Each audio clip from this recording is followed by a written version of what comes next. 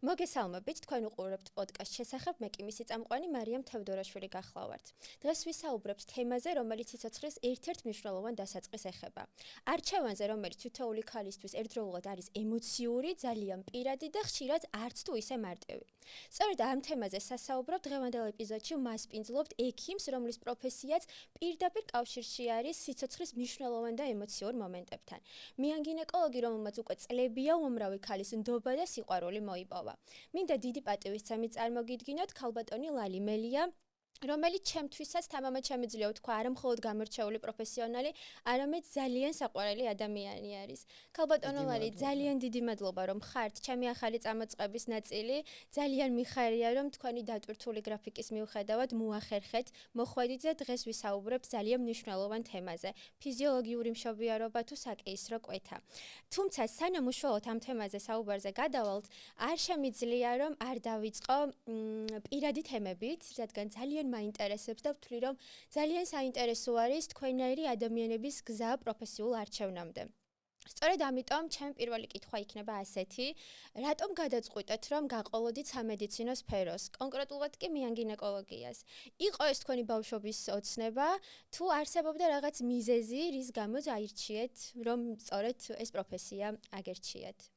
პირველ რიგში ჩემთვის არის უდიდესი პატივი, რომ ამ გადაცემაში დამპატიჟეთ. ის რომ არაჩვეულებრივი გვარის და ოჯახის წარმომადგენელი ხარ და ამ გენების მატარებელი, ესეც ცალკე მისასალმებელია და რაც ეხება ჩემ არჩევანს და გზას, ნამდვილად ამაში დიდი როლი აქვს ჩემ ბავშვობაში გატარებულ პერიოდს. მე ვარ სოხუმელი და სოხუმში იყო ასეთი ძალიან ზოგადად მიუხედავად იმისა, რომ საკურორტო ქალაქი იყო, იქ სადაც ძირითადად ასოცირდება მეხსიერებაში, რომ მარტო დასვენებასთან, მაგრამ იყო უამრავი ძალიან მნიშვნელოვანი ინსტიტუცია სოხუმში. ეს იყო ფიზიკის ინსტიტუტი, რომელიც იყო ერთ-ერთი მაშინ პოსტსაბჭოურ სივრცეში უმნიშვნელოვანესი ინსტიტუცია და იყო ასეთი ექსპერიმენტალური მედიცინის და პათოლოგიის ინსტიტუტი. ყველა იცნობს ამას როგორც მაიმუნების პიტომნიკს, ანუ იმ არეს, სადაც იყო გამოფენილი და იყო ვოლიერებში წარმოდგენილი მაიმუნების სხვადასხვა ჯიშების, მაგრამ ამ სივრცის გარდა არსებობდა უდიდესი ინსტიტუცია, რასაც ქვია ექსპერიმენტალური პათოლოგიის ინსტიტუტი, სადაც ტარდებოდა კოსმოსურ მედიცინაზე კვლევები, სადაც პირველად სხვათა შორის საბჭოთა კავშირის სივრცეში იყო გამოკვლევა სისხლში გონადოტროპული გორმონების, სტეროიდული გორმონების გამოყოფა და მედიცინაში ინოვაციური ტექნოლოგიების პირველი ნაბიჯები კეთდებოდა ამ ინსტიტუტში, იმიტომ რომ უზარმაზარი რესურსი და ბაზა იყო. და მამაჩემის ძალიან ახლო მეგობარი იყო ამ ინსტიტუტის წამყვანი პროფესორი და მაგან პირველად მიმიყვანა იქ ჯერ ვითომ მაიმუნების საყურებლად და მე იმ ლაბორატორიებში და ნამდვილად საოცარი შტაბ-ეჭდილება იქონია და აი მაშინ გადავწყვიტე რა საინტერესოა მედიცინა და მინდა აქ რომ ვიმუშაო, მაშინ არ ვიცოდი რა მინდოდა კონკრეტულად და მაჩვენა როგორ მშობიარობს მაიმუნი. აი ხო საოცრება, მაგრამ ვინაიდან იმდენად მიახლოებულია ეს ყველაფერი და ახალი არსების გაჩენამ ისე იმოქმედა ჩემზე, რომ ნამდვილად თან მახსოვს, რომ ჩამაცვეს, იმიტომ რომ ეს იყო სტერილური გარემო, იმიტომ რომ ეს იყო დახურული სივრცე ვოლიერში ხდებოდა და ნამდვილად საოცარი შტაბ-ეჭდილება იქონია. და მაშინ მივიღე გადაწყვეტილება, რომ უნდა გავხდე ექიმი. მიანობა გინეკოლოგიაც მინდოდა, იმიტომ რომ რაღაც კოსმოსური არის ადამიანის ერთი უჯრედიდან, ზიგოტიდან წამოყებული და მისი გამრავლების შედეგად გაჩენილი ადამიანი, რომელიც პატარა იბადება და მერე შეიძლება მსოფლიო გადაატრიალოს, ნამდვილად ეს იყო ძირითადი ინსპირაცია და ჩემი სურვილი და თავიდანვე ვიცოდი, რომ უნდა გავხდე მიან გინეკოლოგი. მართლა ძალიან ემოციური არის ახალი სიცოცხლის დაბადებას, როდესაც უყურებ. ქალბატონო ლალი, პროფესიული გზა დამეთანხმებით, რომ არასდროს არ არის უბრალოდ სწორი გზა წინ. ყველაფერს ახლავს თავისი სირთულეები და ძალიან დიდი შრომა. ალბათ თქვენც ყოფილა პერიოდი, როდესაც განსაკუთრებულად მძაფრად გიგრძვნიათ ასეთი გამოწვევები. აქედან გამომდინარე მაინტერესებს, რა იყო ყველაზე რთული პერიოდი თქვენს პროფესიულ გზაზე და როგორ მოახერხეთ ამ ყველაფერთან გამკლავება და გადალახვა? ყველაზე რთული ალბათ იყო ჯერ კიდე სწავლების პერიოდში. მიუხედავად იმისა, რომ ძალიან კარგად სწავლობდი, ჩემი სწავლების პერიოდი დაემთხვა აფხაზეთის ომს. და შენ როცა სწავლობ რუსეთში, მოსკოვში და ხარ მაინც მიუხედავად იმისა, რომ ოფიციალურად არ ეთვლებოდა, მაგრამ ვიცით, რომ ეს იყო ფაქტიურად საქართველოს და რუსეთის ომი იმ პერიოდში, ხარ იმ ტერიტორიაზე და იმ ქვეყანაში, სადაც შენ პატარა სამშობლოს ებრძვიან, სადაც იღუპება შენი ახლობლები, მეგობრები, ნამდვილად აი ეგ იყო ყველაზე რთული პერიოდი. მიუხედავად ყველაფრისა, ვერანაირად ვერ ვიტყვი და არასოდეს არ მიგდმია ვინმესგან, ან უარყოფითი დამოკიდებულება, ან რაღაცა შეზღუდვა, მაგრამ მაინც ეს პერიოდი ყველაზე რთულია, თუ ვიტყვით აი ამ ჩემ პროფესიულ განვითარებაში. ამ სწავლების პერიოდი და ეს ომის პერიოდი, რომლის შემდეგ ასეთი სირთულე ნამდვილად მიუხედავად ყველაფრისა არ მიგზნია არც ერთ ეტაპზე. აქვე არ შემიძლია არ აღვნიშნო თქვენი მეუღლე ბატონი რეზო სულუხია, რომელიც ასევე გამორჩეულად თავისი საქმის პროფესიონალი და ძალიან კარგი ადამიანი არის და მინდა რომ ამ პოდკასტის საშუალებით მას დიდი მოკითხვა გადავცე. ალბათ მისი თანადგომაც და ვფიქრობ რომ ერთი მიზნების, ერთი გამოწვევების, ერთი პროფესიის ქვეშ ყოფნა ალბათ ძალიან გეხმარებოდათ სწორედ ამ თქვენ პროფესიულ გზაზე, თქვენ სირთულეებთან გამკლავებაში, ხო? ცალსახად, იმიტომ რომ როდესაც მე სუვიძახი, როცა ასეთი ბუმბერაზი ადამიანი გიდგას გვერდში კი არა ზურგს კი მაგრებს, ყველაფერი გიადვილდება. მე ნამდვილად ამ კუთხით გამიმართლა, იმიტომ რომ იმის გარდა რომ თანამოაზრეა, ის არის ინსპირატორი უამრავი ჩემი წარმატების, იმიტომ რომ რეზო რო არა, ძალიან ბევრ რაღაცას უბრალოდ არ მოვკიდებდი ხელს, ან არ გავაკეთებდი, მაგრამ ზუსტად ის რწმენა, მისი რწმენა ჩემში და მაქსიმალური თანადგომა და უბრალოდ გადაწყვეტილება ის მიუხედავად იმ თავის სიმშვიდისასაც ძალიან დირექტიულია. თუ იმან გადაწყვიტე რომ ეს ასე უნდა იყოს, უბრალოდ ძალიან რბილად მიიღებს შედეგს. ეს არასოდეს არ არის უხეში, ეს არასოდეს არ არის რაღაცა რადიკალური ვერბალური მაგრამ აუცილებლად მიგიყვანს იმ გადაწყვეტილებამდე, რომელიც სწორია და მისი თანადგომა და მისი უზარმაზარი გულისხმობა არის ის, რომ მე დღეს ასე ვარ და ბევრ სფეროში შემიძლია თამამად ვიგზნო თავი და მისი მაქსიმალური პირველ რიგში პედაგოგიური ნიჭი, რაც ჩემზეც აისახა, იმიტომ რომ მიუხედავად იმისა, ჩვენ რომ დავქორწინდით და მიუხედავად იმისა, რომ მე უკვე ორდინატურაც მქონდა მოსკოვში დამთავრებული, ასპირანტურაში ჩავაბარე, მიუხედავად ყველაფრისა, მისი გამოცდილება იყო ჩემთვის უზარმაზარი და რა თქმა უნდა ღუდუშაურის სკოლა. იმიტომ რომ ჩვენ რო დავიწყეთ 23 წლის წინ მუშაობა ღუდუშაურის კლინიკაში, ყველა მოვედით ახალგაზრდები, რეზო იყო ჩვენი ხელმძღვანელი და მე ნამდვილად მიუხედავად იმისა, რომ ვიყავი მეუღლე, პრივილეგირებულ მდგომარეობაში არ ვიყავი ამ კუთხით, ყველამ გავიარეთ უდიდესი სკოლა, მაგრამ როცა ლიდერი ყავს პროფესიონალი და თან სწავლების საშუალებას გააძლევს და ეს ყველაფერი ხდება ყოველთვის კორექციის ფონზე, იქ სადაც შენ იცი რომ არაფერს არ დაუშავებ პაციენტს და მაქსიმალურად ეფექტური იქნება ყველაფერი და ნამდვილად დიდი სკოლა გაიარა. იმიტომაც არის რომ დღეს სადაც არ უნდა იყოს ღუდუშაურის ექიმი, ყველგან ყველა დღეს წამყვანი დაწესებულებების წამყვანი მეან გინეკოლოგები ძირითადად ღუდუშაურის კლინიკის ისე ვთქვათ, კურსდამთავრებულები არიან ის ადამიანები, ვინც თავის დროზე დაიწყეს თავის მოღვაწეობა შეიძლება სხვა კლინიკებში, მაგრამ თავის აპოგეის, თავის განვითარებაში, პროფესიონალურ განვითარებაში მიაღწიეს ღუდუშაურის კლინიკაში და ახლა წარმატებით აგრძელებენ თავის მოღვაწეობას სხვადასხვა დაწესებულებაში მთელი საქართველოს მასშტაბით. ქალბატონ ლალი, აქვე მინდა კითხოს თქვენ შვილებზეც. აგრძელებენ თქვენ გზას, იმიტომ რომ რაღაცა საქართველოში ესე არის, რომ თუ მამა, დედა ან ორივე თუ არის სამედიცინო სფეროს წარმომადგენელი, მათი შვილი აუცილებლად უნდა სამედიცინო სფეროს გაყვეს მშობლების მოთხოვნით. არა, კატეგორიულად მოთხოვნა არ გქონდა ჩვენ პირიქით, არჩევანი უნდა იყოს დამოუკიდებელი და თავისუფალი, უნდა გიყვარდეს ის, რასაც აკეთებ. ჩვენი შვილები ერთმა დაამთავრა სამედიცინო და არის ჯანდაცვის ორგანიზაციის კუთხით მიდის და მეორე არის ფინანსისტი. ძალიან კარგი. თავის სფეროში განვითარდება ორივე, არამიანობა გინეკოლოგიაში. ეჭვიც არ მეპარება. ქალბატონო ლალი, ამ პროფესიული გზის მიღმა ძალიან საინტერესო არის თქვენი ყოველდღიურობა. აი, როგორი არის ერთი თქვენი ჩვეულებრივი სამუშაო დღე? დარწმუნებული ვარ, ალბათ სახლში მისვლის შემდეგაც კი არის დღეები, როდესაც ისევ პაციენტზე ფიქრობთ. სახლში ხართ, მაგრამ თქვენი გონება მაინც პაციენტებზე არის. ეს ზოგჯერ არა, ეს მუდმივად არის, იმიტომ რომ განუყრელი ნაწილია ჩვენი ცხოვრების. სამწუხაროდ თუ საბედნიეროდ ალბათ უფრო უდუშაურში ბევრი საინტერესო პაციენტია, საინტერესო თავისი სამედიცინო კუთხით პირველ რიგში, ამიტომ მაგის გავლა, გააზრება, ანალიზი არ არსებობს დღე, რომ ჩვენ და თან სულ ვფიქრობ, როგორ მუშაობენ ადამიანები სხვადასხვა პროფესიის, იმიტომ რომ იმდენი სალაპარაკო გვიჩდება, იმდენი საერთო თემა არ ვიცი სხვა შემთხვევაში როგორ უნდა გაატაროს აღარ, იმიტომ რომ ყველას თავისი ნაწილი უნდა რომ მოიტანოს. შეიძლება დღის მანძილზე მეუღლეს მთელი დღე ვერ ხვდებოდე, მიუხედავად ისა ყველა რაღაც ჩვენ სფეროში ვარ დაკავებული, მაგრამ მე აუცილებლად უზიარებ, აუცილებლად რჩევას ვკითხულობთ უკვე, რეზოსაც აინტერესებს ბევრჯერ ჩემი აზრი რაღაც საკითხებში, რაც ძალიან მნიშვნელოვანია და ეს არის ჩვეულებრივი დღის რიტმი და ეს არ შეიძლება ითქვას, რომ აი ზოგჯერ მუდმივად. კი, რა მართალია, ნამდვილად დაგეთანხმებით.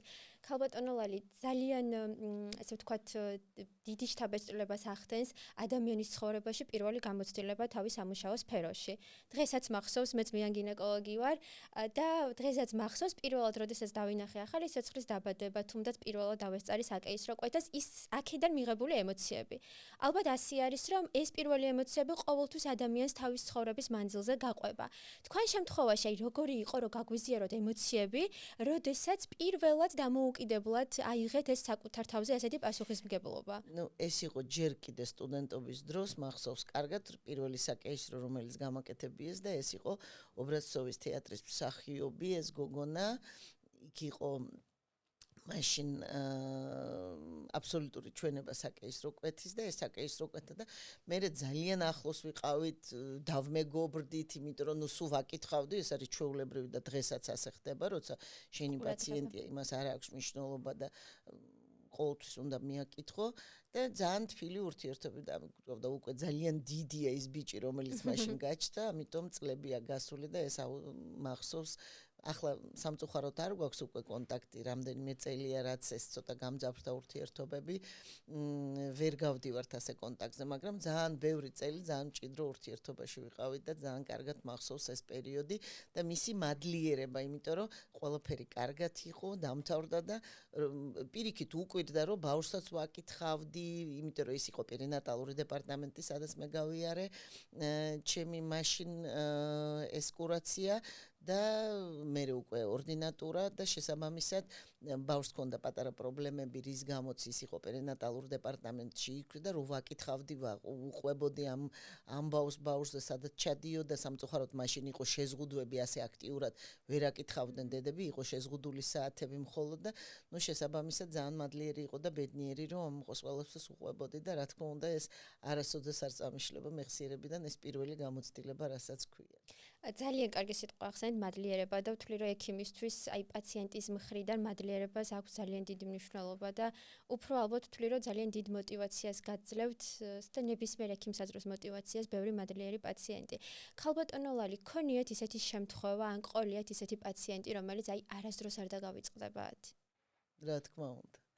რა თქმა უნდა და ესეც იყო გოგონა უკვე აქ თბილისში, აქ იყო ზუსტად იმ პრობლემის შედეგი, ანუ იქ იყო პათოლოგიური ჩასდა პლაცენტის, იყო უდიდესი სიზდენა და მახსოვს იმ ოპერაციაზე რეზო აკეთებდა, მე ვეხმარებოდი მოვამზადეთ ეს პაციენტი, გადმოყვანილი იყო სხვა კლინიკიდან და აი მომადგა ცრემლები, მეგონა რომ ვერ მოვერეოთ, მაგრამ ყველაფერი კარგად დამთავრდა და აი ის პაციენტი, ის გოგონა ყოველ თავის იმ ოპერაციის ჩარევის დღეს აუცილებლად გვეხმიანება, წლებია უკვე გასული, იმიტომ რომ ნამდვილად იმ დღეს თავის დაბადების დღეს ვთვლის, იმიტომ რომ ძლიერი სიზდენით იყო გადმოყვანილი, უკვე არსებული სიზდენი და ნამდვილად ძალიან რთულ სიტუაციაში მოგვიწია ამ პრობლემის გამკლავება ამ პრობლემასთან და აი ეს ბედნიერება რომ ყველაფერი მოგვარდა და მე აი წლებია გასული და მაინც გვეხმიანება სულ დედა არ ყავდა საქართველოში იმ მომენტში და იმ დედის ცრემლები როდესაც რეკავდა და ნუ აი სიტყვები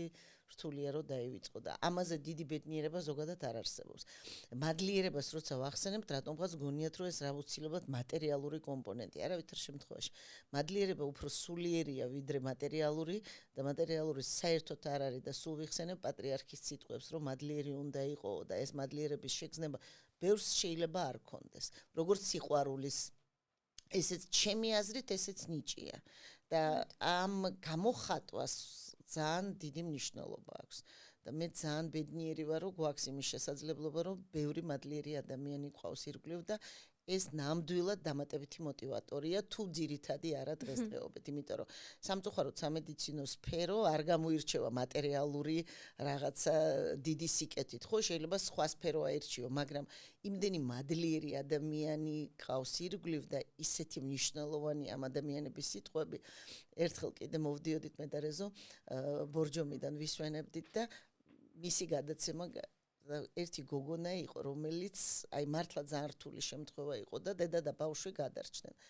და გავიდა წლები და რეზოს ხმა გაუგია ამ გოგონას ტელეფონზე და დაურეკა. უბრალოდ რომ ვისმენდი, მე ვიჯექი მომენტში, საჭიროა ხმა მაღალზე იყო ჩართული და იმან თქვა თქვენო ალბათო არიცითო, მაგრამ ერთი ძალიან ცნობილი რეჟისორის ძმისშვილი იყო ეს გოგონა და მე ის გოგონა ვარო, რომელზეც თქვენ აი ასეთი ბევრი გააკეთეთო და თქვენი დამსახურებით მე დღეს ვარსებობ. არ შემეძლო თქვენი ხმა რო გავიგეო და რო გავიგეო რომ რეზო სულუხია ხართო, ნამდვილად მომინდაო გავიგეო რედაქციაში ტელეფონიო და გირეკავთ. საქართველოში არ ცხოვრობს ეს გოგო. ნუ ნამდვილად ბედნიერება იყო. და ასეთი მომენტი ძალიან ბევრია და ეს ნამდვილად არის ის мотиваტორი, რაც გაძლებიებს, რაც ყველა დაღლილობას გიხსნის და მაქსიმალურად უწყობს ხელს ზოგადად აი ამ პროფესიაში ყოფნის ახსნას.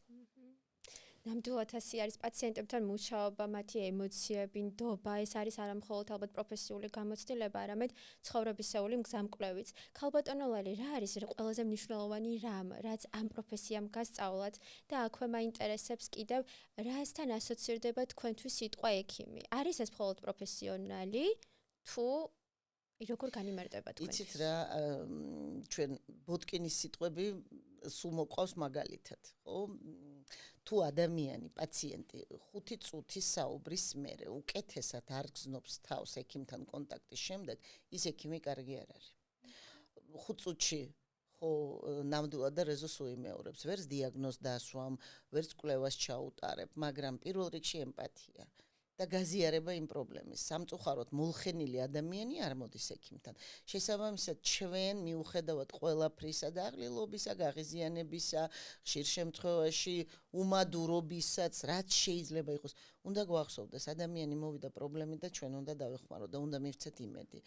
კარგი ექიმი არ მჯერა, რომ შეიძლება იყოს ცუდი ადამიანი, კარგი ექიმი. კარგი ექიმი, კაი ადამიანი უნდა იყოს, იმიტომ რომ სხვანაირად არ არსებობს. შენ უნდა გესმოდეს, რატო მოდის შენთან რა პრობლემი და ის პრობლემა გაითავისოს. სხვანაირად არ არსებობს. არ არსებობს სიტუაცია, რომ თქვენ ყველაფერს ეჩვევით. ვერ ეჩვევი. ნებისმიერი ორსულობის დანაკარგი რაც არ უნდა იყოს, შენი ტკივილია, შენი პრობლემაა, წარუმატებლობა, შენი პრობლემა, იმიტომ კი არა, რომ შენ არ გამოგივიდა, იმიტომ რომ იმ ადამიანს ის თავისი ბედნიერება სამწუხაროდ ვერ მოხდა, რეალიზაცია ვერ მოხდა მისი იმედების, გაქარწყდა რაღაცა და აი არ შეიძლება ამის მიმართ გახდა გულგრილი ან რაღაცას შეეჩვიო. ამიტომ ჩემი აზრით ეგ არის ყველაზე მთავარი. ნამდვილად გეთანხმებით. თქვენთან საუბარი ძალიან საინტერესო არის ასეთ თემებზეც კი თქვენი ლექციების მოსმენა, თუმცა ჩვენი ფორმატიდან გამომდინარე სამწუხაროდ გვიწევს რომ გადავიდეთ ჩვენს ძირითად თემაზე, რომელიც თვლი რომ ქალის ერთ-ერთ ყველაზე მნიშვნელოვან გადაწყვეტილებას ეხება, ფიზიოლოგიური მშობიარობა თუ საკეისრო კვეთა, რომლის ირგვლივ ძალიან ბევრი კითხვა არის, მოლოდინები, შიშები არის და სანამ უშუალოდ დეტალებში ჩავიდოდეთ, ქალბატონო ლალი, მინდა რომ ჩვენი მაყურებლისთვის კიდევ ერთხელ ვთქვათ, რა არის ფიზიოლოგიური მშობიარობა და რა არის საკეისრო კვეთა? ნუ პირველ რიგში ეს ორივე არის ნაყოფის დაბადების გზა. შესაბამისად, როდესაც ჩვენ ფიზიოლოგიურ მშობიარობაზე ვსაუბრობთ, აქ საკვანძო სიტყვა არის ფიზიოლოგიური, არ უღმერთი და ბუნებით შექმნილი. იმიტომ რომ მიუხედავად იმისა, რომ საკეისრო კვეთას აქვს 1000 წლოვანი ისტორია, ვინაიდან პირველი საკეისრო კვეთა ოფიციალური მონაცემებით კიდე 376 წელს ჩვენს წელთაღრიცხვამდე ინდოეთში იყო გაკეთებული და ვიცით რომ ამ გზით დაიბადა ინდოეთის ერთ-ერთი უძლიერესი იმპერატორი ჩანდრაგუპტა, ვინაიდან დედამისმა შემთხვევით თუ წამლავდნენ, არ ვიცი, მოიწამლა ეს ქალი და კვდებოდა და მისცა მაშინდელმა მრჩეველმა დარიგება, რომ უნდა გავკვეთოთ მუცელი ორსული ქალის, რომ ამოვიყვანოთ ცოცხალი ბავშვი. და ეს ნამდვილად მოახდინეს და ცოცხალი იმპერატორი გარჩა, რომელმაც ნამდვილად დიდი სერიოზული რეფორმები ინდოეთის ისტორიაში ერთ-ერთი უმნიშვნელოვანესი ფიგურაა. მე ვიცით, რომ ისტორიულად 6 თაობა ჩინეთის იმპერატორების, ყვეთილი იმპერატორების დაიბადა ამ გზით, მაგრამ სამწუხაროდ მაშინ იმათ შემთხვევაში არავინ არ ფიქრობდა ქალის გადარჩენაზე. ანუ იყო იმპერატორის გაჩენა, როგორც ფაქტი და იყო ჩატარებული მუცლკვეთა და საშვილოსნოს განაკვეთი, იმიტომ რომ დღეს ჩვენ როცა საკეისროზე ვსაუბრობთ, ეს არის დაბადების გზა, რომელიც გულისხმობს ლაპარატომიას, ანუ მუცლკვეთას და ჰისტეროტომიას, ანუ საშვილოსნოს განაკვეთს. მაგრამ მაშინ საშვილოსნოს არავინ არ კერავდა, ელემენტარულად მასალა არ იყო ამისი. ის ფაქტი, რომ იულიუს კეისარი იყო დაბადებული ამ გზით და ამით აქედან გამოდის დასახელება, მაინც ალბათ სიმართლეს არ შეესაბამება, ვინაიდან წარმატებით აგზელებდა სიცოცხლეს დედამისი მის დაბადების მერე. ამიტომ აპრიორი ეს შეუძლებელია. მაგრამ თუ ჩვენ ვადარებთ რა ჯობია, რაც ბუნებრივია და ფიზიოლოგიურია, იმაზე უკეთესი ჩვენ ვერ ვიქნებით ღმერთზე და ბუნებაზე უფრო რაციონალურები. რა თქმა უნდა, ბუნებრივი სამშობლოზე. მაგრამ სამწუხაროდ თუ საბედნიეროდ არსებობს შესაძლებლობები საკეისრო კვეთის ჩატარების და არსებობს სიტუაციები, სადაც ის არის საჭირო. საჭირო ნიშნავს სამედიცინო ჩვენებას. არა მარტო ქალის არჩევანს, არამედ სამედიცინო ჩვენებას და სადაც ჩვენება არის, რა თქმა უნდა, ქირურგიული ჩარევა უნდა ჩატარდეს. ზოგადად საკეისრო კვეთა თავის დროზე, იმიტომ იყო იმპლემენტირებული ჩვეულებრივ პრაქტიკაში, რომ შემცირდეს დედათა და ბავშვთა სიკვდილობის და ავადობის მაჩვენებელი. მაგრამ როგორც კი მსოფლიოში საკეისრო კვეთის მაჩვენებელი აღემატა 10%-ს, ჩვენ ყველა ბენეფიტი საკეისრო კვეთის დავკარგეთ. იმიტომ რომ ეს ნებისმიერ ვარიანტში დიდი მასშტაბური ქირურგიული ჩარევა. ყველა თავისი უარყოფითი მხარით. ქირურგიული ჩარევა ვერასოდეს ვერ იქნება ბუნებრივ ფიზიოლოგიურ პროცესზე უკეთესი. მაგრამ საკვანძო სიტყვა ისე ვიმეორებ ფიზიოლოგია. ანუ თუ პათოლოგიურად მიმდინარეობს რაღაცა მოვლენა და ეს მოვლენა ან ეს სამედიცინო მდგომარეობა საჭიროებს ჩარევას, კი ბატონო, მაგრამ არა იმპერიულად და არა მარტო იმის გამო, რომ ბევრი სუბიექტური ფაქტორი უდგას ასეთ არჩევანს და პირველ რიგში, ზოგადად რატო გონიათ, რომ საკეისრო ჯობია? იმიტომ რომ ეშინიათ მშობიარობის. სამწუხაროდ მშობიარობის შიში ეს არ არის დღეს მოპოვებული შიში, ეს არის ონტოგენეზით მოპოვებული, ეს არის ჩვენი ბიოლოგიური შიში პირველ რიგში, ტკივილის, ეს არის შიში უცნობის და ეს არის ყველანაირად სტრესული მდგომარეობა ჩვენი ორგანიზმის, მაგრამ ბიოლოგიური სტრესი, რომელსაც განიცდის ქალი და იმ დიდი რაოდენობით ადრენალინის გამოყოფა და კორტიზოლის გამოყოფა, რაც ხდება ბუნებრივი მშობიარობის დროს, აუცილებელი დაცვითი მექანიზმია. ბუნებამ შექმნა ისე, რომ გვიცავს ჩვენ და შესაბამისად, როდესაც გამომუშავდება დიდი რაოდენობით ადრენალინი და იგივე კორტიზოლი, ჩვენ მზად ვართ პრობლემის გადაჭრისთვის. ჩვენი ორგანიზმი მზად არის. ესეც ბუნებრივი მექანიზმია. ამიტომ ჩვენ ხო რატო იწყება მშობიარობა? იმიტომ რომ ცენტრალურ ნერვულ სისტემაში ყალიბდება მშობიარობის დომინანტა. მშობიარობის დომინანტა არის ასოცირებული იმასთან, რომ პროგესტერონი, ანუ ორსულობის შემანარჩუნებელი ჰორმონის დონე კლებულობს და ბედნიერების ჰორმონის ოქსიტოცინის დონე არის მაქსიმალური. რატო უძახით ოქსიტოცინს ბედნიერების ჰორმონს? იმიტომ რომ იგივე მშობიარობის დროს, ჩახუტების დროს, კოცნის დროს დიდი კონცენტრაციით გამომუშავდება, იმიტომ ასოცირდება ოქსიტოცინი ბედნიერებასთან. და როდესაც მისი პიკური კონცენტრაცია, მაშინ იწყება ბუნებრივი სამშობიარო მოქმედება. შესაბამისად, ეს ბუნებრივი პროცესი და ის ადაპტაციური მექანიზმი, რომელიც მუშავდება ქალის ორგანიზმში მშობიარობის დროს, ნამდვილად ყოველთვის პრევალირებს, ვიდრე ნებისმიერი ქირურგიული ჩარევა. ნამდვილად ესეა თქვენ ახსენეთ შიში ქალბატონო ლალი და თვლი რომ აი ძალიან დიდ როლს თამაშობს რაღაცა კუთხით სოციალური ქსელები, იმიტომ რომ ძალიან ბევრი ჯგუფი არსებობს, რომელშიც სხვადასხვა პოსტები იწერება და სხვათა შორის ამ თემასთან დაკავშირებით ყოველთვის ვინტერესდები ხოლმე და მინდა რომ რამოდენიმე ის წაგიკითხოთ ქალების კომენტარები, რასაც წერენ მაგალითად ერთმანეთს უზიარებენ გამოცდილებას. გოგონება ბუნებრივზე არც იფიქროთ. მე 18 საათი ვიწვალე, ტკივილი აუტანელი იყო და ბოლოს მაინც საკეისროზე გადამიყვანეს. ამიტომ ჯობდა რომ თავიდანვე საკეისრო გამეკეთებინა.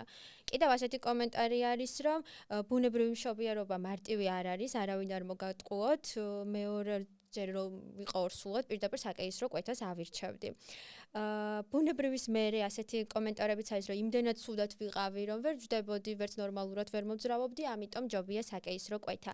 მოკლედ, ასეთი ბევრი ქალი არის, რომელიც სწორედ ასეთ გამოცდილებას უზიარებენ იმ ქალებს, რომლებსაც თქვათ, ჯერ არც უმშობიარია, ორსულადაც არ ყოფილან და უკვე ასე ვთქვათ, ჩისნე უნერგავენ გონებაში, რომ ეს არის ცუდი და ვთქვათ, საკეისრო კვეთა არის უკეთესი.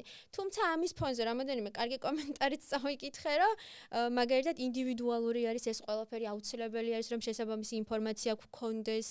ისმის ლოგიკის ხმა. რო მაინც გამოიჭვი სადღაც და ძალიან გამიხარდა სხვათა შორის.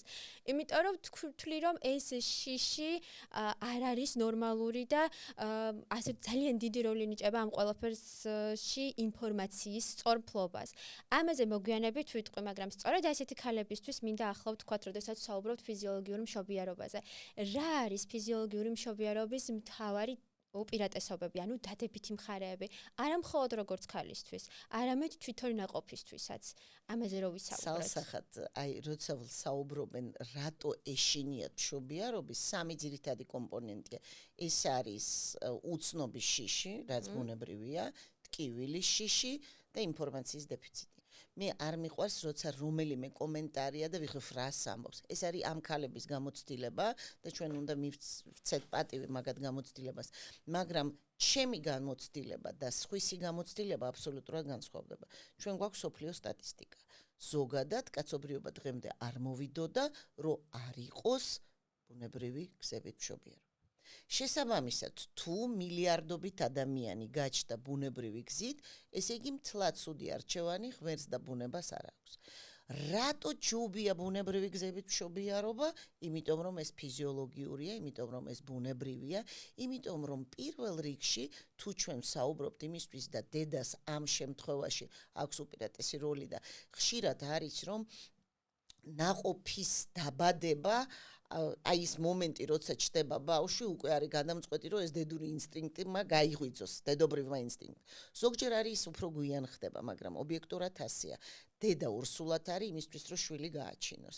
და ამ შვილის ინტერესში ცალსახად არის და თუ ჩვენ სუფთა პრაგმატულად და სამედიცინო კუთხით შევხედავთ იმუნოლოგიური სტატუსი, ნაწლავური ფლორის და კონტამინაცია მიკროორგანიზმებით, ეს არის ფსიქოლოგიური კუთხით ადაპტაციური მექანიზმის ჩამოყალიბება, იმიტომ რომ ვიცით, როცა ბავშვი გადის ბუნებრივ სამშობიარო გზებს, იმის გარდა, რომ მისი სასუნთქის სისტემა ადაპტირდება და რესპირატორული დისტრესის საშიშროება მცირდება, ეს ამის გარდა ჩვენ გვაქვს ის 4 ფსიქოლოგიური პლატო, რომელსაც გადის ბავშვი და შემდეგ ცხოვრებაში უფრო ადაპტირებულია იმ მომავალი პრობლემების წინაშე. ეს სუფთა ფსიქოლოგების სფეროა, ამაში მე პროფესიონალი არ ვარ, მაგრამ მეც მაინტერესებს და ის გამოცდილება, რომ ვიღაცა მშობიარობდა და დასჭირდა საკეისრო კვეთა სამწუხაროდ იმ ტრადიციულ საკეისრო კვეთების პროცენტში შედის და ის ზუსტად ის ჩვენებებით ჩატარებული ჩარევა, რომელიც არანაირად არ ახარცლებს ბუნებრივი გზებით მშობიარობის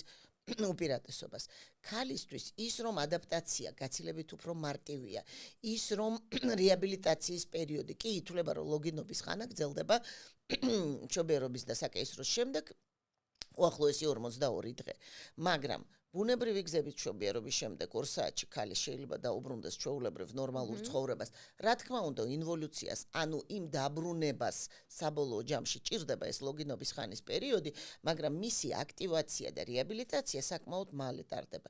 ნებისმიერ ვარიანტში საკეისრო კვეთა ეს ქირურგიული ჩარევა, სამწუხაროდ დღეს არც ერთი ტექნოლოგია არ ცვლის ლაპარატომიას, ანუ მუსლ კვეთას, ანუ ჩვენ არ შეგვიძლია აქ ეგრეთ წოდებულ უსისხლო ოპერაციების გამოყენება, იმიტომ რომ ეს წარმოუდგენელია, შესაბამისად, მუსლ კვეთა, საშვილოსნოს განაკვეთი, მისი გამოჯანსაღების პროცესი, შეხორცება, ეს ყველაფერი არის თანამგზავრი უკვე ლოგინობის ხანის. შესაბამისად, ტკივილი, დისკომფორტი, ძუძუთიკვების ამ კუთხით შეზღუდვა, სისხლდენის უფრო მომატებული რისკი, ინფექციის რისკი, ვინაიდან ძალაუნებრივად ეს უფრო ფართო ქირურგიული ჩარევა, შესაბამისად განაკვეთი მიუხედავად იმისა, რომ მთელ მსოფლიოში უკვე ცალსახად მიღებულია, რომ საშვილოსნო მხოლოდ გაწოვადი ნაკერებით და ვიკრილით იკერება, მაინც ეს უცხო სხეულის როლს თამაშობს იგივე საკერი მასალა და დამატებითი ინფექციის წყაროა.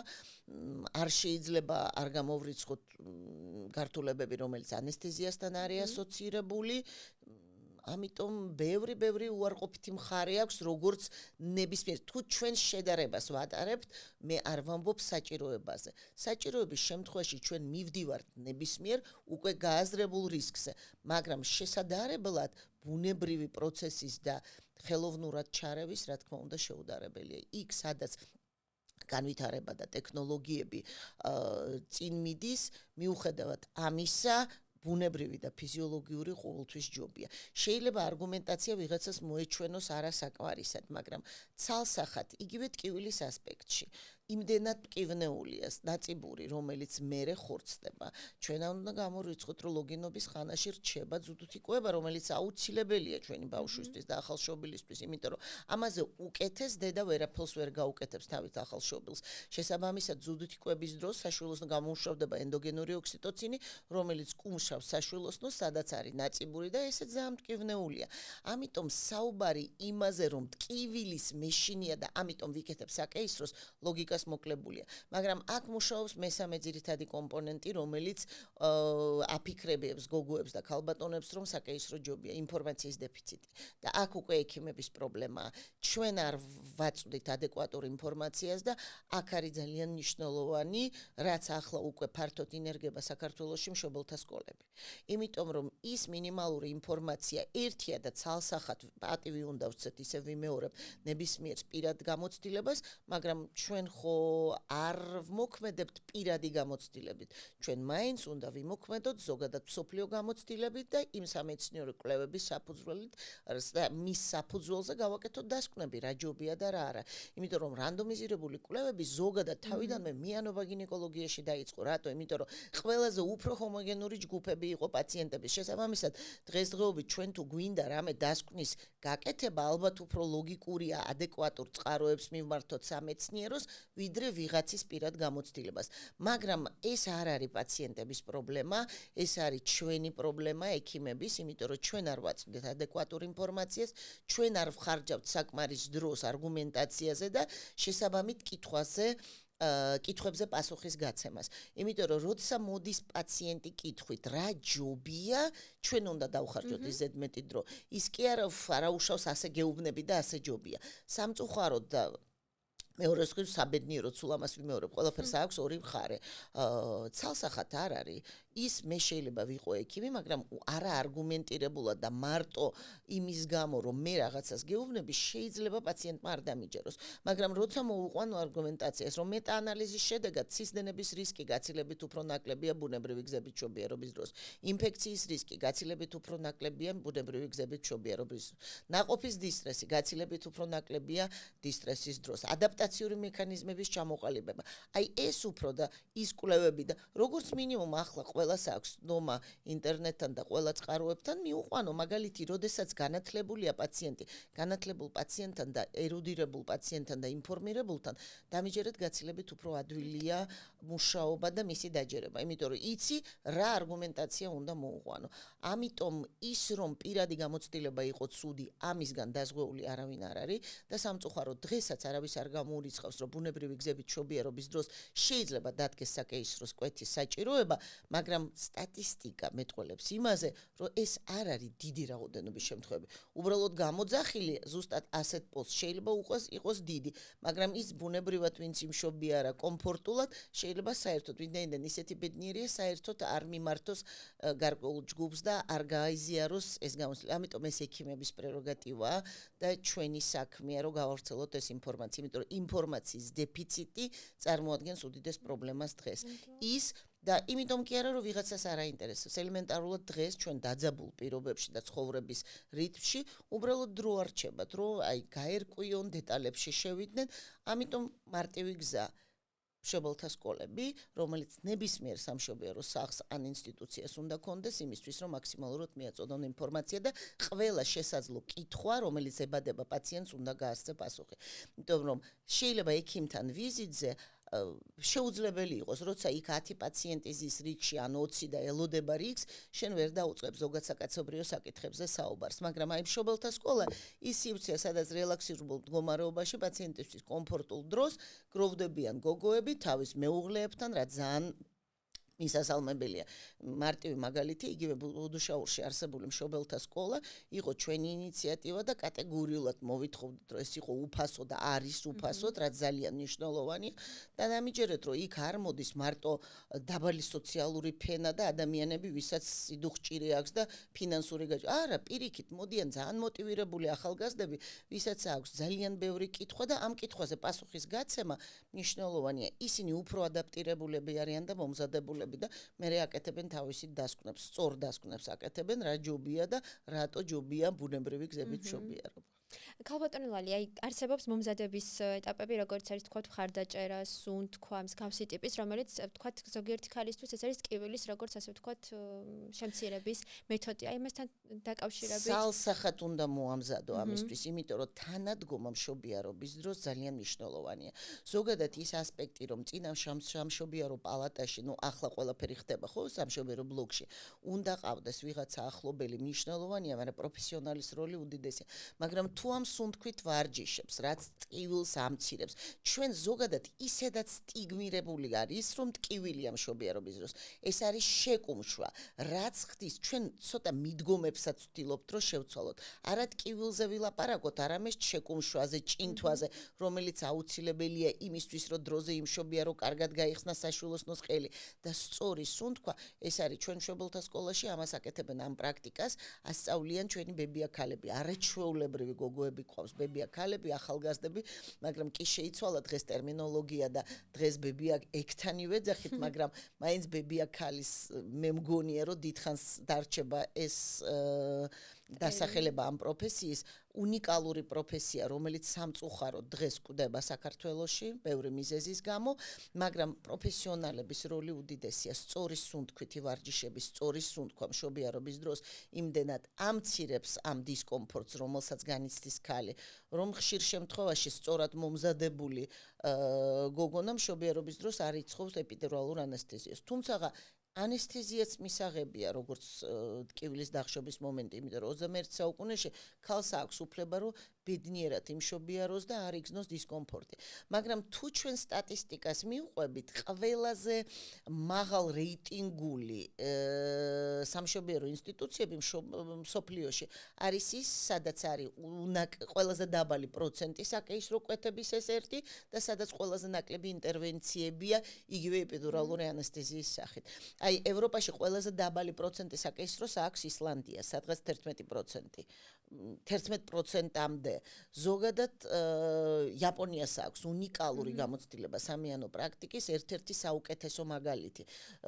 ვინაიდან იქ კი არის 22% საკეისრო კვეთების, მაგრამ თვითონ ტკივილის მართვა, სუნთქვითი სწორი მომზადება, უნიკალური მეთოდოლოგიები აქვს და ზოგადად ორსულობის მართვა და მერე ლოგინობის ხანის მართვა. საოცარი გამოცდილება აქვს და ალბათ და კარგია რომ ამაზე აკეთებენ დღეს აქცენტირებას და ამ იაპონიის მაგალითი ისე აქტიურად ინერგება საქართველოს პრაქტიკაში და დიდი როლი აქვს ჩვენ ვერიკო ბაზიარს, ქალბატონ ვერიკო ბაზიარს, რომელიც ამ გამოცდილებას ცდილობს რომ დაანერგოს, ვინაიდან უნიკალურია და უამრავ საკითხში მისაბაძი, იმიტომ რომ სისტემები ჩვენ ძირითადად მაინც ჩვენ პრაქტიკულ გამოცდილებაში ვეყნობით Royal College, ანუ ინგლისის მეანგინეკოლოგთა ასოციაციას და ამერიკის მეანგინეკოლოგთა ასოციაციას, მაგრამ ხშირ შემთხვევაში ლიდერები თავისი იგივე მონაცემებით, ხო, საბოლოო ჯამში ყველაფერი არის სტატისტიკა, მაინც იაპონია. ქალბატონო ლალი, წეგარ ვისაუბრეთ ინფორმაციის დეფიციტზე და აქედან გამომდინარე, ყველა თემაზე არსებობს ეგრეთ წოდებული მითები, ანუ არასწორი შეხედულებები. და გამონაკლისი არც მშობიარობა არ არის დავწმუნდით კიდევ ერთ-ერთ პირველ ადგილზეა შესაძლებელია ის თემა. აქედან გამომდინარე მაინტერესებს თქვენი როგორც პროფესიონალის აზრი. რა იქნებოდა ერთი მითის გაქრობა რო შეგეძლოთ? რა იქნებოდა ის მითი მშობიარობასთან დაკავშირებით, რომელსაც პირველ რიგში ყველაზე მარტივია საკეისრო კვეთა. არ წვალობ 5 წუთში. დედა ხარ, ყველაზე დიდი მითი ეს არის. იმიტომ რომ როცა ჩვენ ვეხებით მშობიარობის პროცესს, გასაგებია დროის დეფიციტში შეიძლება შენ აბსოლუტურად ზუსტად დაგეგმო პრაქტიკულად წუთამდე როდის არის, მაგრამ ჯერ თუ და საკითხში ჩარევა, სადაც შენ საზღვრავ როდის უნდა დაებადო შენი შვილი. მე ესეც მგონია დიდი საიდუმლოების დარღვევა, მაგრამ დავანებოთ ამას თავი. როდეს თუ ეს მითი არა, ქირურგიული ჩარევა, ანესთეზია. გასაგებია რომ სპინალური ანესთეზია, რომელსაც დღეს ფართო ხმარობთ საკეისრო კვეთის დროს, გაცილებით უფრო დამზოგველია ვიდრე ენდოტრაქეალური ნარკოზი. მაგრამ ანესთეზია საჭიროება მისი ნიშნავს იმას, რომ ზედმეტი ჩარევა არის დამატებითი რისკი, წარმოადგენს რისკს. ენდოტრაქეალური ნარკოზი გარკვეულ რისკებს წარმოადგენს. გასაგებია, რომ არსებობს ამერიკული ასოციაცია, ეს ანესთეზიოლოგთა ასოციაციის რისკების განსაზღვრა და საკეისრო კვეთა შედარებით დაბალ რისკებთან არის ასოცირებული, მაგრამ მაინც ეს არის უკვე დამატებითი ჩარევა. ამის გარდა განაკვეთი. ჩვენ ვიცით, რომ ტრომბოემბოლიური გართულებების რისკი ხო გაცილებით უფრო მეტია, საკეისრო კვეთის შემდეგ 14 ჯერ ტრომბოემბოლიური გართულებების რისკი მეტია, ვიდრე იგავი ასაკის არაორსულ ქალებში. თუ ჩვენ ვადარებთ მშობიარობას, გაცილებით უფრო ნაკლებია. შესაბამისად, ესეც გასათვალისწინებელია. ბუნება მისეს შექმნა, რომ ორსულობის დროს ქალს აპრიორი აქვს ჰიპერკოაგულაცია. ეს არის ქალის დაცვითი მექანიზმი. მაგრამ როდესაც ჩვენ მივდივართ ქირურგიულ ჩარევაზე, იქ უკვე გემოსტაზის ეგრეთ წოდებული წინა წარსულში აღწერილი როგორც კასკადური თეორია კი არ მუშაობს, იქ მუშაობს უამრავი ფაქტორი, რომელიც ამ კოაგულაციას უფრო აძლიერებს და ტრომბოემბოლიური გართულებების რისკს ზრდის. კი ზოგადად დაბალია 1%-ია მსოფლიოში და ჩვენთანაც, მაგრამ ხო არსებობს. ამის გარდა სიზდენის რისკი. იქ სადაც ჩვენ როგორც თქვი დომინანტა მშობიარობის ყალიბდება და ქალს ეწყება ბუნებრივი სამშობიარო მოქმედება, ან იგივე აღძვრის დროს ჩვენ ეტაპობრივად ვემზადებით მშობიარობისთვის. აქ ეს მომენტი არ არის ჩვენ ვერევით და ჩვენი ჰიპოთალამუსი, ჰიპოფიზი ჯერ ვერ აღითქვამს ამას. შესაბამისად უკავშირმა უნდა მიაწოდოს ეს ინფორმაცია. შესაბამისად გვაქვს სიზდენის გაძლიერებული რისკი. საშვილოსნომ არ დაიწყო ჯერ თავისით შეკუმშვები, ესეც მითია, რომ იქნება კარგი. იმაზე რომ ინფექციის რისკი გაცილებით უფრო მეტია, იმიტომ კი არა რომ მარტო ჭრილობაა, იგივე მასალა, საკერი, იგივე ვაგინალური გასინჯვა და მის შემდეგ ჩატარებული ქირურგიული ჩარევა. ესეც ხვასია. ხანგრძლივობა ლოგინობის ხანის დისკომფორტში. გაცილებით უფრო ხანგრძლივად გრძნობს გოგონა თავს და ქალბატონი საკეისროს მერე დისკომფორტში. არ მიყვარს ეს სიტყვა ტკივილი, მაგრამ ტკივილი თვინაიდან იგივე შეკუმშვა, იგივე მოძრაობა შეზღუდულია. შესაბამისად ეს მითია, რომ საკეისრო უფრო მარტივია და უფრო ადვილი გადასატანად. სამწუხაროდ ასია. სხვა ამბავია. მე კატეგორიულად არ მინდა რომ ვინმე მიფიქროს, რომ სადაც არის საჭირო საკეისრო კვეთა, ის არ უნდა ჩატარდეს. მაგრამ ისე სწორად უნდა შეირჩეს ის ჯგუფი პაციენტების და ის კონკრეტული პაციენტი, რომელსაც სჭირდება და თუ არის შანსი იმშობიარო, ჯობია რომ ეს პირადი არჩევანი არ იყოს და ყველა კითხვა დროულად დასვას ექიმთან იმისთვის, რომ უბრალოდ მიიღოს შესაბამისი პასუხები და დასკვნას მაინც ქალბატონი თვითონ უნდა აკეთებს. რა შევაჯამოთ ქალბატონო ლალი, ანუ უპირატესობა რა თქმა უნდა, როგორც ახალშობილისთვის, ნაყოფისთვის, შემდგომ უკვე ახალშობილისთვის, ასევე დედისთვის უპირატესობა ენიჭება ფიზიოლოგიური მშობიარობას. ასევე ფიზიოლოგიური მშობიარობის შემდეგ, ასე ვთქვათ, ის მითი, რომ ვთქვათ, რთულია ქალის აღდგენა, ეს და ასეც მითი არის, ასე ვთქვათ, ანუ საკმაოდ ბუნებრივად და სწრაფად მიმდინარეობს ქალის აღდგენის პროცესი და თუ ისე ვიმეორებთ, თუ ჩვენ ფიზიოლოგიურ მშობიარობაზე ვსაუბრობთ. თუ ფიზიოლოგიაზე ჩვენ დღეს უკვე ბუდიში ახლა შეგაია რუტინული ეპიზიოთომია, ანუ ის რომ იჭრებოდა შორისი, როდესაც იყო რისკი შორისის გახევა, საერთოდ ამოღებულია პრაქტიკიდან. ერთადერთი ჩვენება ეგრეთ წოდებულ ხალხში, რასაც უძახიან ჩაჭრის, არის მწვავე აფსფიქსია ნაყოფის. მაგრამ ფიზიოლოგიურად თუ მიმდინარეობს შობიარობა და შესაბამისად არანაირი ინსტრუმენტალური ჩარევა არ დასჭირდა გოგონას შობიარობის დროს, რა თქმა უნდა, შეუდარებლად დაბალი რისკია, ვიდრე იგივე საკეისრო კვეთასთან შედარებით. კი და საკეისრო კვეთებთან დაკავშირებით, როგორც ვიცით, არსებობს მოთხოვნითი, ანუ სურვილით, როგორც მოთხოვნით საკეისრო კვეთას ეძახიან დღეს და სამედიცინო აუცილებლობით. სწორედ ჩემი ასოციაცია საქართველოს ახალგაზრდა გინეკოლოგთა და რეპროდუქტოლოგთა ასოციაციას ჰქონდა დიდი კონფერენცია ამ თემასთან დაკავშირებით, იმიტომ რომ გვინდა რომ ჩვენი წვლილი შევიტანოთ სწორედ ამ საკეისრო კვეთის რაოდენობის შემცირებაში, ასე ვთქვათ, არასაჭირო დავამატებდი სიტყვას. და სხვადასხვა პროფილის ექიმები საუბრობდნენ რა სამედიცინო ჩვენებით უნდა მოხდეს აუცილებლად საკეისრო კვეთის ჩატარება და არ იყოს მაგალითად ეს მხოლოდ იმიტომ რომ მე მინდა ვთქვათ.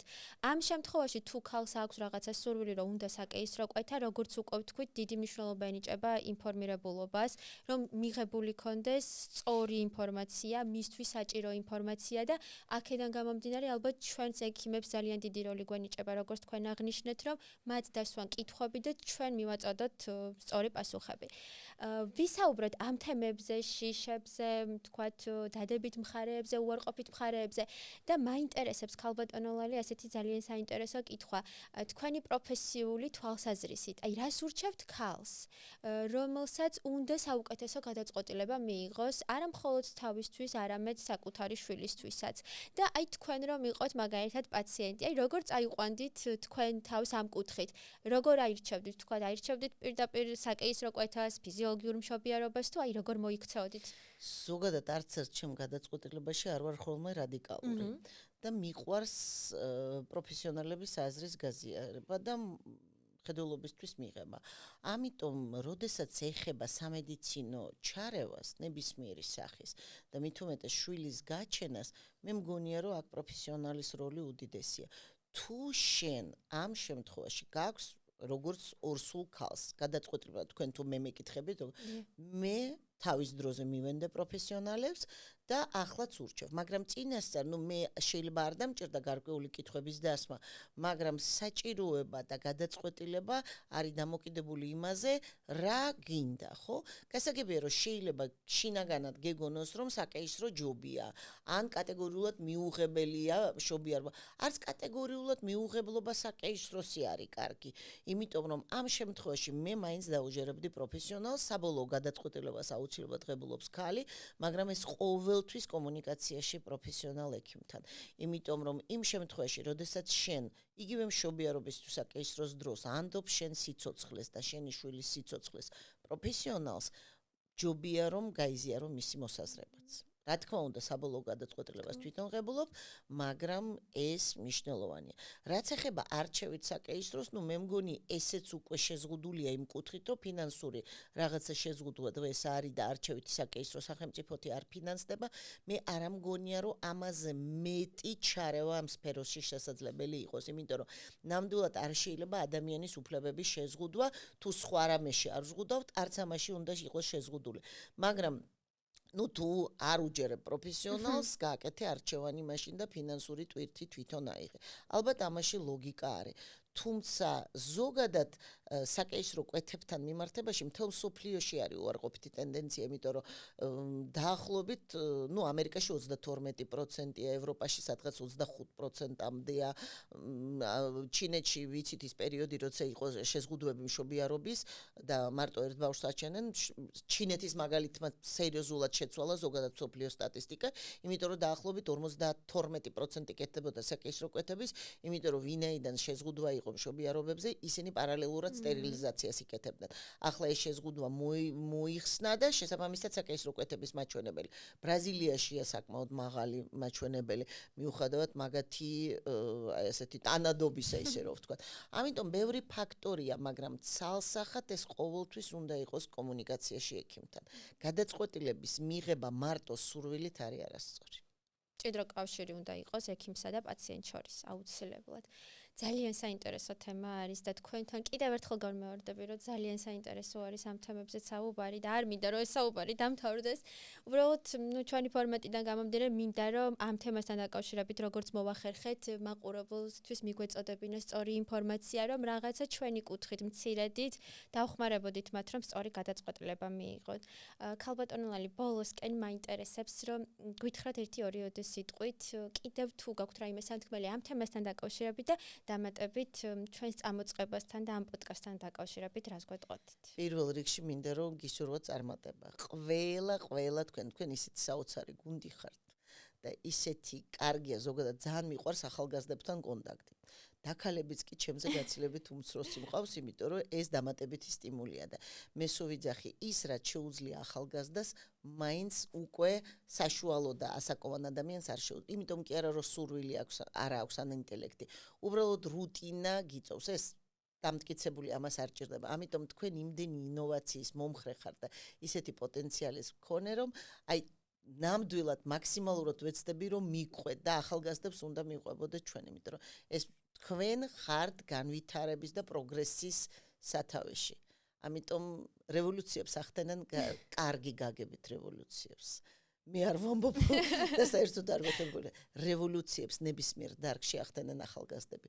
ძალიან იშვიათად არის რომ აი ამ დგარ სივრცეში რაღაცა იცვლებოდა, იმიტომ რომ მაინც კომფორტის ზონიდან გამოსვლა უფრო ასაკში ადამიანებს უჭირს, მაგრამ წარმატებებს გისურვებთ ყველა სფეროში. ძალიან დიდი იმდენი მიმართულება გაქვს და ეს პოდკასტი საერთოდ ძალიან ჩემთვის ძალიან სასიამოვნო იყო იმის გაგება და დიდი მადლობა კიდევ ერთხელ რომ დამპატიჟე. თქვენ მადლობა კიდევ ერთხელ სტუმრობისთვის და მადლობა იმისთვის რომ გვერდში გვიდგა ხართ სულ ასე. ჩვენთვის მართლა ძალიან დიდი პატივი და ძალიან მნიშვნელოვანი არის თქვენანი პროფესიონალების გვერდში დგომა. ჩვენი სტუმარი იყო მიან გინეკოლოგი ქალბატონი ლალი მელია. აქვე მადლობა მინდა გადაუხადო ჩვენს მაყურებელს. დიდი მადლობა რომ გვიყურეთ. დაგვიწერეთ თქვენი შეფასებები, კომენტარები. არ დაგავიწყეთ ჩვენი არხის გამოწერა. და მინდა კიდევ ერთხელ ვუთხრათ ქალებს, რომ არ შეეშინდეთ ამ თემასთან დაკავშირებითაც, ასე ვთქვათ, კითხვების დასმა, რჩევების მიღება, რადგან ეს თქვენ არჩევანს უფრო თავდაჯერებულს გახდის. მე კი გემშვიდობებით, მომავალ შეხვედრამდე წინ გელოდებათ კიდევ უამრავი საინტერესო ეპიზოდი, საინტერესო თემებითა და სტუმრებით. დროებით.